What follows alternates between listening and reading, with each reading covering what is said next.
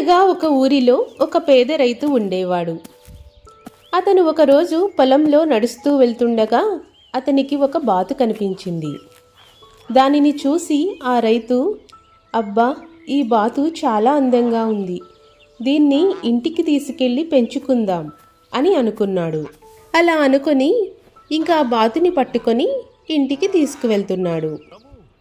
అప్పుడు ఊరిలో ఉన్న కొంతమంది పెద్దలు ఇది చూసి, ఈ బాతు సాధారణమైనది కాదు, ఇది బంగారు బాతు, ఇది బంగారు గుడ్లను పెడుతుంది, నువ్వు చాలా అదృష్టవంతుడివి అని అన్నారు.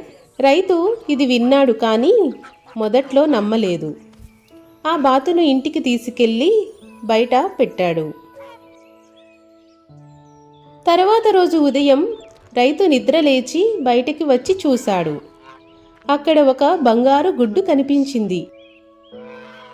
రైతు ఆశ్చర్యపోయి ఆ గుడ్డుని తీసుకొని షావుకారు దగ్గర అమ్మాడు.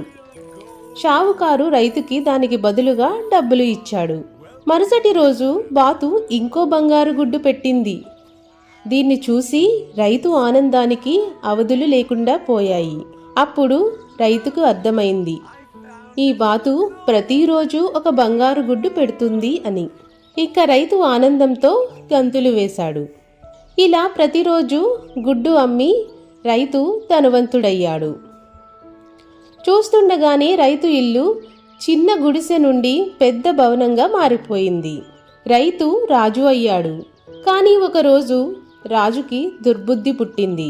ఇలా ప్రతిరోజు ఒక్కో గుడ్డు అమ్మడం కంటే అన్ని గుడ్లు ఒకేసారి తీసుకుంటే చాలా ధనం వస్తుంది, అప్పుడు నేను ఇంకా పెద్ద ధనవంతుడిని అవుతాను అని అనుకొని అక్కడి నుంచి వెళ్ళాడు. నేరుగా బాతు ఉన్న గదిలోకి వెళ్ళాడు. గదిలోకి వెళ్ళి దానిని చంపేశాడు. కానీ లోపల చూసి ఆశ్చర్యపోయాడు. గుడ్లు లేవు, ఏమీ లేవు.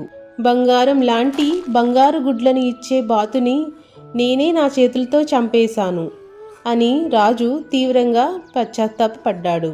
ఈ కథలోని నీతి ఏమిటంటే, దురాశ దుఃఖానికి చేటు, ఆశకి హద్దు ఉండాలి.